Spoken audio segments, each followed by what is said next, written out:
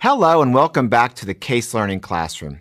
I'm Bill Kerr, an entrepreneurial management professor at Harvard Business School. In 2018, Alvogen's founder Robert Wesman made a proposal. He wanted to split Alvogen up into 3 regional groups centered on the Americas, Europe, and Asia. This immediately sent shockwaves through the company. The other executives pressed Wesman, "If you split Alvogen up in this way, is the original culture going to be maintained?" This is an intriguing question. A dramatic realignment of a multinational company usually implies a complex set of changes and risks. Whether its business model will suffer, whether the equity and compensation structure will need to be redesigned, whether the talent pool can keep up, and so on. Why then did Alvogen's executives worry about company culture first? If you've read the Alvogen case study carefully, you should have this impression. From its founding day, Alvogen has been powered by a strong company culture. Over the past 10 years, Wesman and his top team have been committed to shaping the company culture into a kind of lighthouse that would channel all employees to strive towards the same goals, never deviating from their course. The executives believed that this culture was the core of Alvogen's ability to build an international team of 3,000 people with annual sales of more than $1 billion. So it could be said that without its company culture, there would be no Alvogen. But if the company were to be divided up into these 3 groups, could the original company culture still be maintained, and if so, how? Should Alvogen's head office instill its company culture into each of the regional entities? As the company gets bigger and bigger, how can one really realize the value of company culture? Also, as a company changes, does its culture have to change? By going through these questions in this lesson, I hope you can have a deeper understanding of how company culture works, how to shape it, so that at the end of the day, you can make a better use of company culture to empower your team.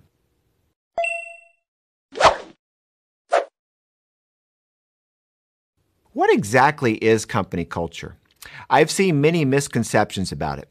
For example, some may say that culture is about finding ways to motivate or even manipulate people to high performance, going so far as brainwashing employees. Or company culture is mostly a tool for publicity and marketing. Or having a strong and assertive boss is the same as having a strong company culture.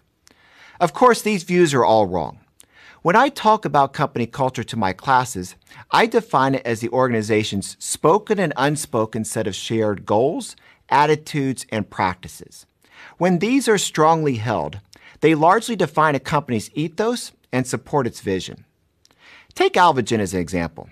Wesman intentionally built a high-standard, competitive culture from day one.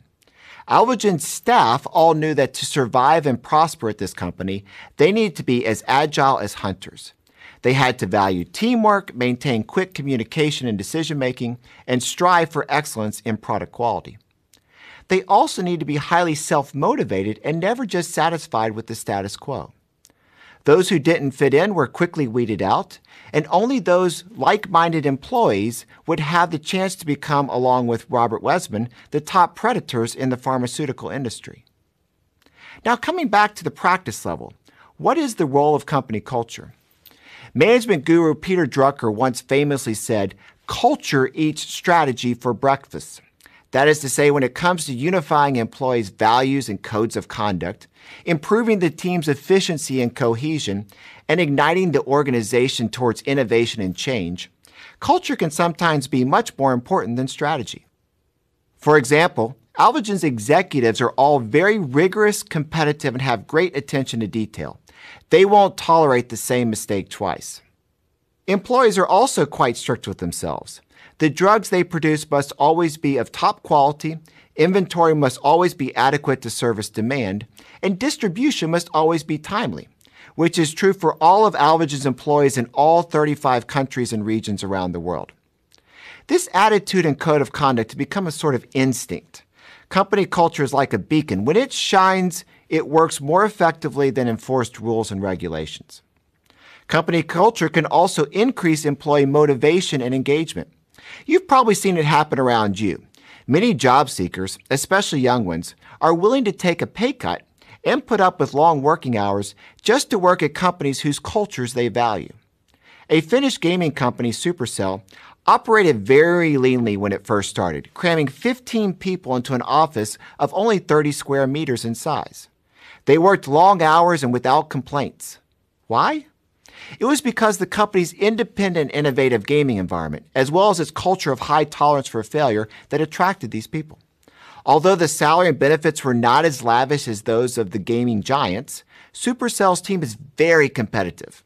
It launched several blockbuster games in 6 years and achieved a market value of over $10 billion. The team has also been very stable. In fact, many startups are willing to put a lot of effort into building their company culture because it is one of the most effective tools for attracting talent and expanding the business rapidly. From these two examples, we can see that company culture has its own directing power. What kind of company culture you emphasize will inject a specific set of genes into your organization.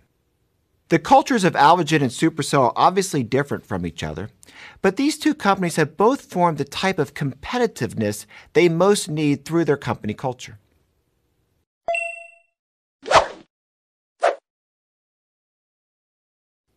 Now let's go back to the beginning of this lesson. Wesman wants Alvogen to break up into 3 regional entities, each region with a vastly different cultural background and market environment. So should Alvogen's head office instill its company culture into each region, or should it leave some space for the regions to develop their own cultures that are more suitable to the local context? To make this question a bit more universal, let's broaden the boundaries a bit.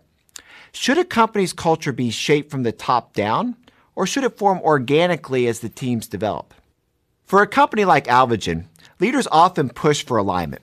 No matter how much it's broken up or reorganized, its company culture must be carried out in every region, every department, and every employee. It's like blood, reaching every capillary of Alvogen. So no matter where Wesman hires people, he hires for cultural fit. He even asked Alvogen's offices around the world to adopt the same decor style in order to promote the one company, one culture idea, keeping the company culture highly unified in this way. Then you may ask, do all companies have to be as aggressive in their company culture? Not necessarily. Let's take a look at another company, Silicon Valley's Cloudflare, a venture that protects websites and accelerates their traffic. Unlike Wesman, its co-founder and CEO, Matthew Prince, strongly believes in the grassroots democratic nature of company culture. He sees limits on how much a CEO can dictate the culture of the company. Instead, he believes a leader should flatten the company's management hierarchy, minimize the process constraints, and keep the company as open as possible. Company culture emerges from the bottom up as well as the top down. Interestingly, Prince's approach to company culture did not delay Cloudflare's rapid sales growth. Within 3 years of its founding, the Cloudflare's network was serving over 2 billion page views daily, and it quickly became one of Silicon Valley's tech upstarts. But Prince and his team were careful to grow Cloudflare's employee base at a measured pace to ensure cultural consistency. So Alvogen's way or Cloudflare's way, which one should you choose? In my view, you should consider at least these 2 factors. First, when shaping and managing company culture, the approach should be matched to the leader's personality traits in the setting. Wesman and Prince are both very strong-minded and aggressive. They both demand top-notch performance. But Prince believes the superstar engineers in Silicon Valley require more voice and that he personally can fit that mold. The quality of the fit was also true for Steve Jobs and Apple, and it is for Katsuo Inamori and Kyocera. Company cultures would be hard to sustain if they're always in clash with the leader's own personality and settings. Second, company culture should match with a business model. Alvogen is a multinational generics business, and its competitive value comes from the steady and timely delivery of its drug products. This sets a high bar for employees' execution power and accuracy level, so it makes sense to have an aggressive and highly unified company culture.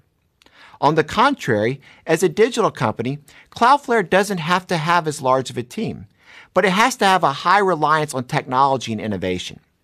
Only by maintaining a more democratic, bottoms-up company culture can Cloudflare have a chance to attract the superstar intellect away from other opportunities around the valley and propel them towards these innovations.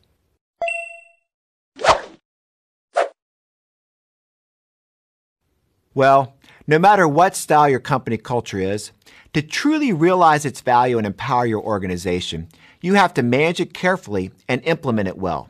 Not use company culture as a slogan. The bigger the company is, the more important this is.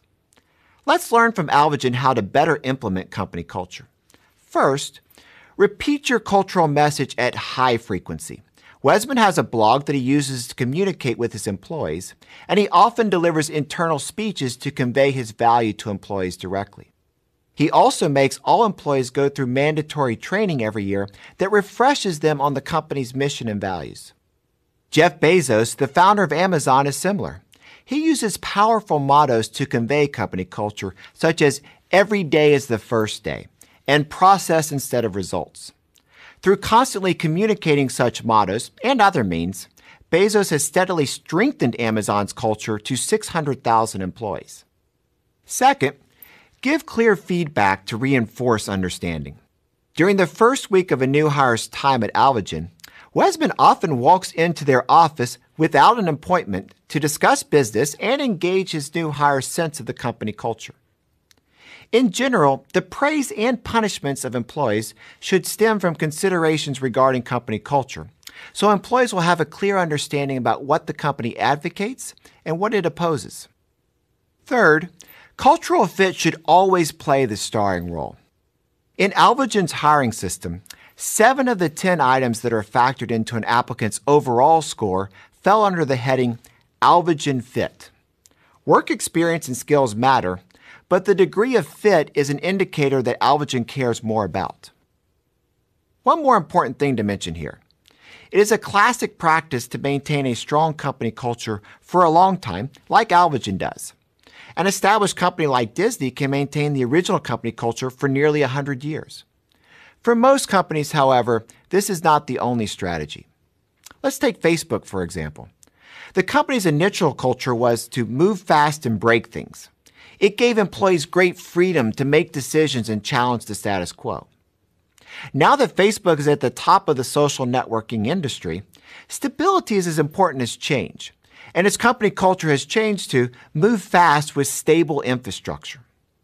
Likewise, Alvagen maintains its founding hunter-like culture, but has also evolved to recognize that it needs, with its size and business maturity, to have diligent farmers as well. I'd like to remind you that in a rapidly changing industry, the role of company culture is often not to keep the company unchanged. Its role is to help the company to better adapt to the change and to maintain combat effectiveness without falling apart or falling behind. Now for your challenge question. If you were facing the question of breaking Alvagen up into 3 groups, how would you manage the culture of those groups going forward, and why?